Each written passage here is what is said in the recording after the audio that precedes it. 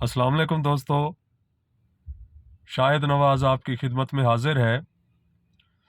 हमें देखने में आया है कि बहुत से ऐसे बच्चे होते हैं और जिनकी वजह से वालिदैन परेशान होते हैं कि हमारे बच्चे दुबले पतले हैं।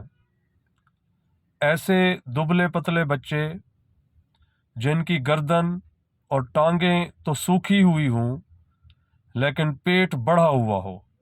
शर्त यह है कि गर्दन और टांगें सूखी हुई हों और पेट बढ़ा हुआ हो।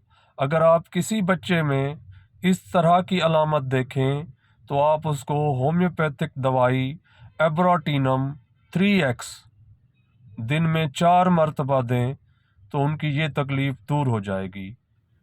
एब्राटीनम 3x की 4 खुराक रोज़ाना चंद दिन देने से ये तकलीफ़ दूर हो जाती है।